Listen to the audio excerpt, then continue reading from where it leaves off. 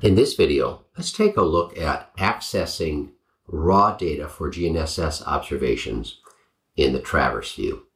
I've got a project we worked on starting back in March of this year, and I'm going to go ahead and import the GNSS observations we took back in March. And I'm going to on the details here so you can see each observation as it's brought in. We're going to bring in both fixed and float, and we're going to add those points to a traverse. So let's go ahead and browse to that file, and let's import that. So here in the message view, we see for each point that was brought in, let's just take a look at G755. We see that the description is equals 755. That's the survey point that already exists in the survey.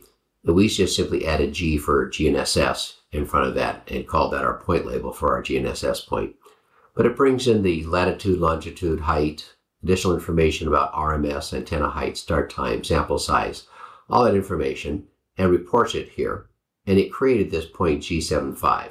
So let's come over to the Traverse view now and take a look at that Traverse. It brings it into the imported group. I can move it around later if I want. Let's just double click it to open it. And right away, Traverse BC has said we're going to choose RTK for the Traverse view format. Let's OK that and take a look at this Traverse. So the RTK format says, for GNSS observations, I want to specify a type, just like I would have a side shot or a backside or a foresight for terrestrial.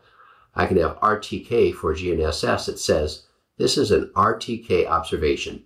And Traverse PC formats the Traverse view so that here's my base point. This happens to be a base point for an N-trip network.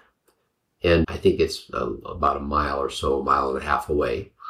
And then each of these observations were taken from this base point. So I could think of all of these RTK points as side shots from that base point if I wanted to. But their type now is RTK. And then look at the information that we display for those. Here's the type, fix or float. Here are the RMS values right out of that raw data. In fact, if I go back to the message view for 0.755, I'm going to see those exact same values that were reported here showing up in the Traverse view. And I've got PDOT, the count. Now I've got the computed coordinates here. But if we drop into the format view, I can see that I've got additional information here for the GPS GNSS options. In other words, I could do the start time, the end time, the antenna height. Okay, so I can add a little more information here if I want and just create columns for those. That would be easy enough to do. And anytime I've got information for GNSS observations, I can format a Traverse view to display those here, just like you're looking at now.